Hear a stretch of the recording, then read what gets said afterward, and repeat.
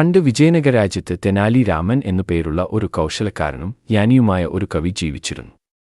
ഒരു ദിവസം വിദൂരദേശത്തുനിന്നുള്ള ഒരു വ്യാപാരി രാജാവിന്റെ കൊട്ടാരത്തിൽ ഒരു അദ്വിതീയ സമ്മാനവുമായി വന്നു. തടിയിൽ നിർമ്മിച്ച ഒരേ രൂപത്തിലുള്ള 3 പാവകൾ.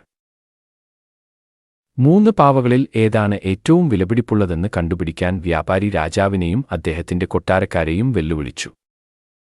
രാജാവും മന്ത്രിമാരും പാവകളെ സൂക്ഷ്മമായി പരിശോധിച്ചെങ്കിലും അവർക്ക് അവ തമ്മിൽ ഉള്ള വ്യത്യാസമൊന്നും കണ്ടെത്താനായില്ല. ആശയക്കുഴപ്പത്തിലായ രാജാവ് സഹായത്തിനായി തെനാലി രാമന്റെ നേരെ തിരിഞ്ഞു. തെനാലി പാവകളും ഒരു നേർത്ത കമ്പിയും എടുത്തു.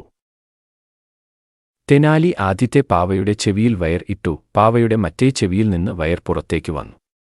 രണ്ടാമത്തെ പാവയുടെ കാര്യത്തിലും തെനാലി അത് തന്നെ ചെയ്തു. എന്നാൽ ഇത്തവണ പാവയുടെ വായിൽ നിന്ന് വയർ പുറത്തേക്ക് വന്നു.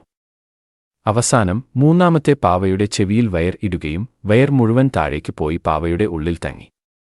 തെനാലി പുഞ്ചിരിച്ചുകൊണ്ട് പാവകളുടെ പിന്നിലെ സൂത്രം വിശദീകരിച്ചു. ആദ്യത്തെ പാവ ഉപദേശം കേൾക്കുന്ന ആളുകളെ പ്രതിനിധീകരിക്കുന്നു. പക്ഷേ ആ ആളുകൾ ഉപദേശം ഒരു ചെവിയിൽ കൂടെ കേട്ട് മറ്റേ ചെവിയിൽ കൂടെ കളയുന്നു.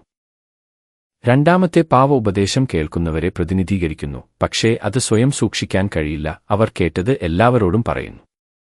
എന്നിരുന്നാലും 3ാമത്തെ പാവയാണ് ഏറ്റവും ബുദ്ധിമാനായത്. അത് ശ്രദ്ധാപൂർവം ശ്രദ്ധിക്കുകയും മനസ്സിലാക്കുകയും അറിവ് ഉള്ളിൽ സൂക്ഷിക്കുകയും ആവശ്യമുള്ളപ്പോൾ അത് ഉപയോഗിക്കുകയും ചെയ്യുന്നു. രാജ്യത്തിലെ ആളുകളുടെ ബുദ്ധി പരിശോധിക്കാനാണ് താൻ ഈ പാവകളെ സൃഷ്ടിച്ചതെന്ന് സമ്മതിച്ച വ്യാപാരി തെനാലിയുടെ മിടുക്കിനെ പ്രശംസിക്കുകയും ചെയ്തു.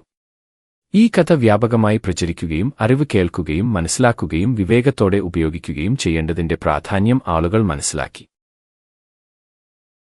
കൂട്ടുകാരെ, നിങ്ങൾക്കു ഈ കഥ ഇഷ്ടമായെങ്കിൽ ലൈക്ക് ചെയ്യാനും ഷെയർ ചെയ്യാനും സബ്സ്ക്രൈബ് ചെയ്യാനും മറക്കല്ലേ.